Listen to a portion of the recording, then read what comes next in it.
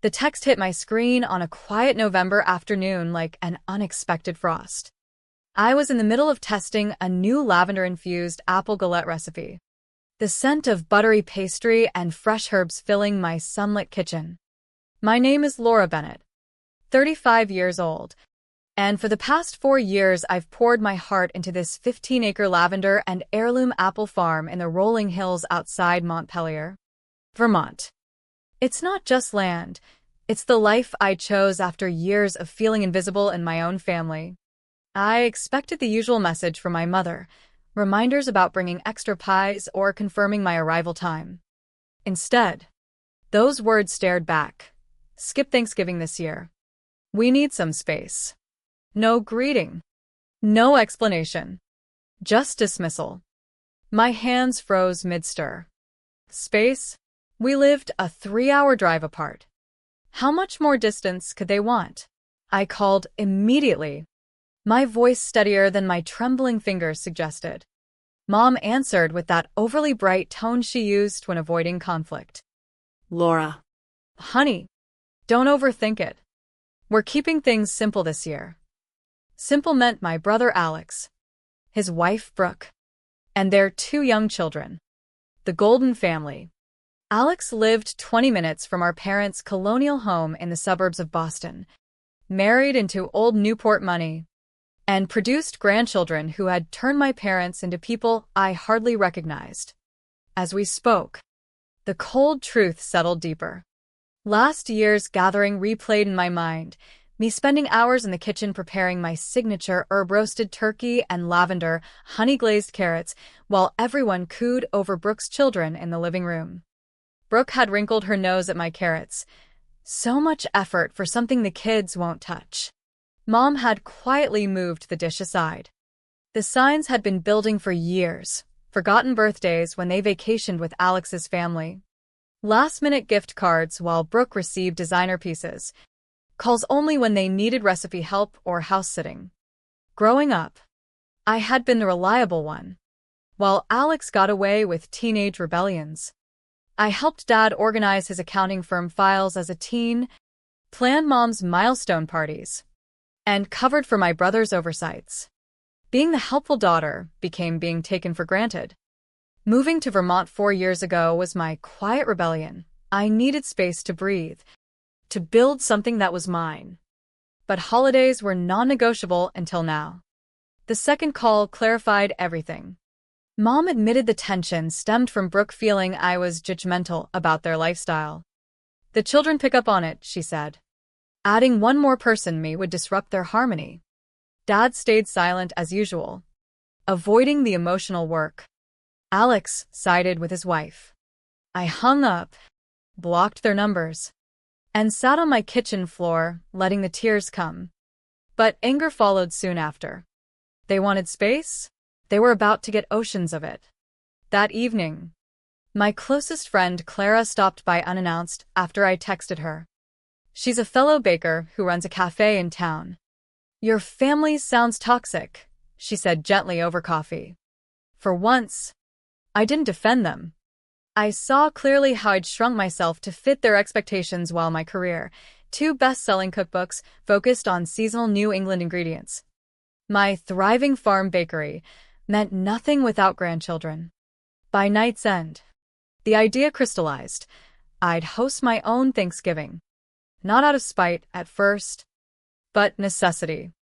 Clara helped draft a guest list, local farmers who supplied my lavender, the potter who made my serving dishes, the retired teacher couple down the road, the young couple who ran the organic orchard nearby. Word spread quickly in our tight-knit Vermont community. Invites poured in.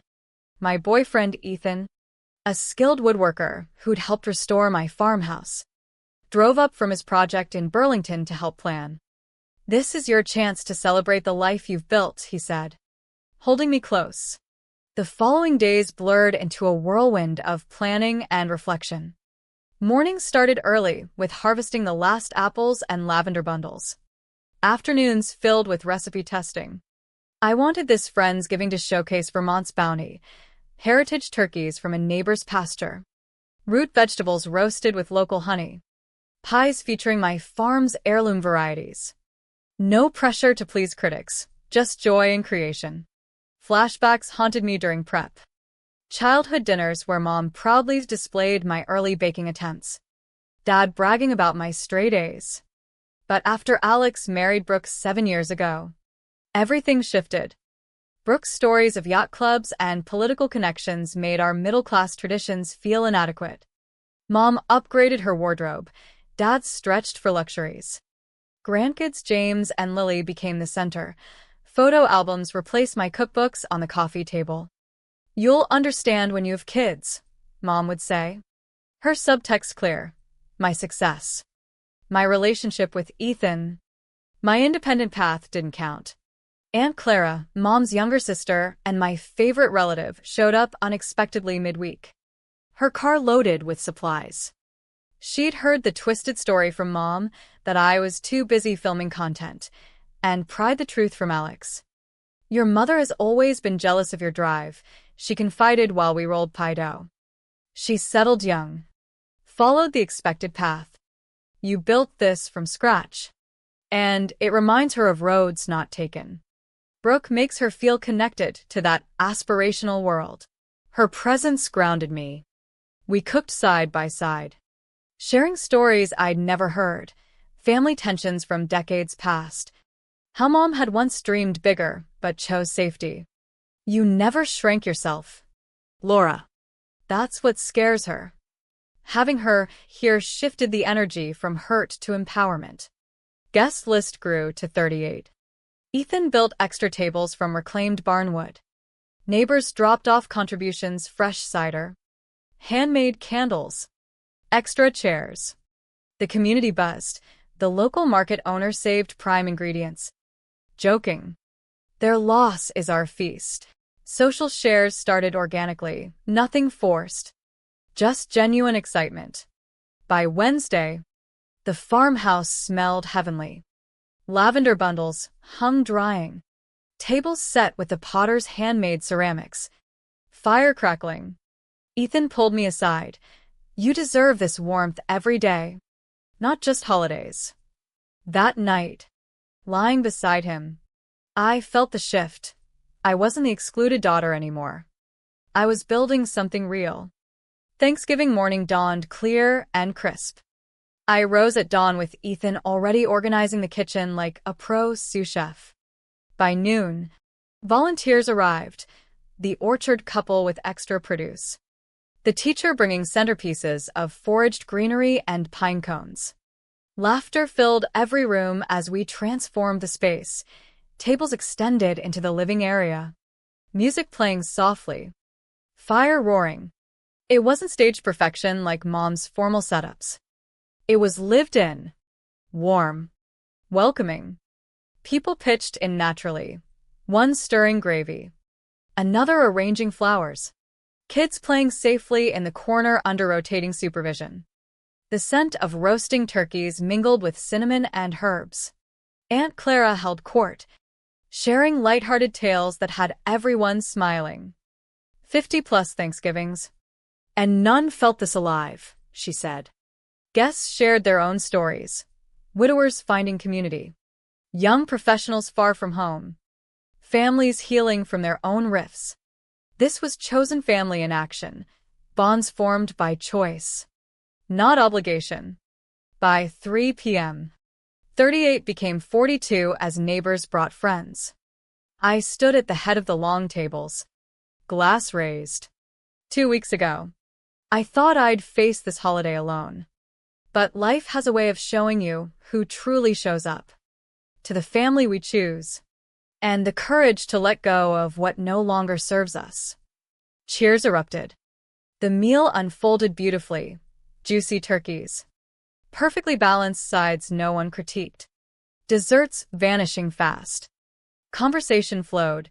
Stories of first Vermont winters. Community theater memories. Sustainable farming tips. It felt effortless. No walking on eggshells. No sideline dishes. Pure presence. Photos circulated naturally on local groups, capturing candid joy, me laughing freely. Tables laden with abundance, people connecting deeply. In quiet moments, sadness flickered, not vindictiveness, but grief for what could have been if my blood family had chosen inclusion. Dessert brought more toasts. Aunt Clara stood. I've never seen a table with more heart. Laura, you've created magic here, not just food, but belonging. Tears pricked my eyes as the room affirmed it.